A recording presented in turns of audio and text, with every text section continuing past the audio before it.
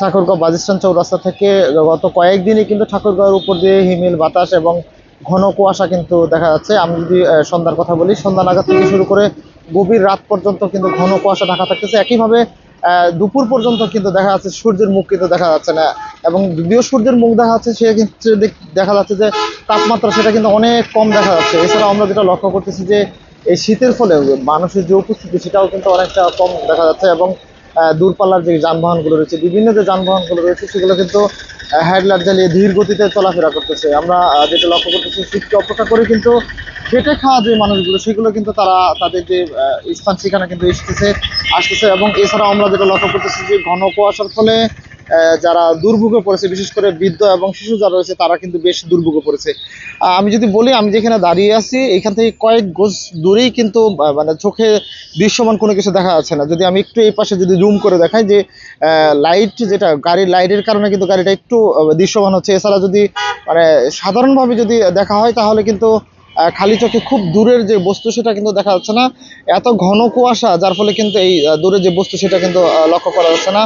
এছাড়াও আমরা যেটা লক্ষ্য করতেছি, শীতের কারণে কিন্তু মানুষের উপস্থিতি যেমনি কম লক্ষ্য করা যাচ্ছে, একইভাবে কিন্তু দেখা যাচ্ছে যে বৃদ্ধ এবং শিশু যারা রয়েছে তারা কিন্তু বিশেষ করে এই অঞ্চলে অসুস্থ হয়ে পড়তেছে। আমরা যেটা হাসপাতালে গিয়েছিলাম সেখানেও দেখেছি যে শিশু এবং বিশেষ করে বৃদ্ধ যারা রোগী রয়েছে তাদের কিন্তু চাপ আমরা লক্ষ্য করেছি, এবং ঠান্ডাজনিত যে রোগগুলো আছে এই রোগগুলোতে কিন্তু তারা বেশিরভাগ অসুস্থ হয়ে ভর্তি হয়েছে। এবং গত কয়েকদিনের যে তাপমাত্রা একেবারেই যদি বলি যে 9 ডিগ্রি সেলসিয়াস থেকে 10-11 এর মধ্যে কিন্তু উঠানামা করতেছে। আজকে তাপমাত্রাও ঠিক একই ধরনের। আমরা রংপুর আবহাওয়া অফিসের সাথে কথা বলেছিলাম, তারা আমাদেরকে যেমনটা জানিয়েছে যে গত কয়েকদিনে যে তাপমাত্রা ঠাকুরগাঁওয়ের উপর দিয়ে বয়ে যাচ্ছে সেটা কিন্তু 9-10 ডিগ্রি এর মধ্যে যাচ্ছে, এবং হিমেল যে বাতাস সেটাও কিন্তু আমরা লক্ষ্য করতেছি যে হিম বাতাস বয়ে যাচ্ছে, এবং ঘন কুয়াশার ফলে কিন্তু দূরের বস্তু যেরকম দেখা যাচ্ছে না, একইভাবে মানুষের যে উপস্থিতি সেটা কিন্তু অনেকটা কম লক্ষ্য করতেছি ঠাকুরগাঁওয়ে। অন্যদিক দিয়ে যদি বলি যে ঘন কুয়াশার ফলে যে সড়ক দুর্ঘটনা সেটাও কিন্তু ঘটতেছে আমাদের ঠাকুরগাঁয়ে। ছোটোখাটো যে দুই একটা সড়ক দুর্ঘটনা সেটাও কিন্তু এই মূলত এই যে ঘন কুয়াশার ফলে ঘটতেছে। অর্থাৎ একইভাবে শীতের যেরকম মাত্রা বেড়েছে, অন্যদিকে ঘন কুয়াশার ফলে যানবাহন চলাচলে কিন্তু বেশ সময় লাগতেছে। যেখান থেকে দূরপাল্লা ঢাকা বা বিভিন্নগামী যে যানবাহনগুলো রয়েছে তারা যেমনটা জানিয়েছে যে কয়েক ঘন্টা বেশি সময় লাগতেছে।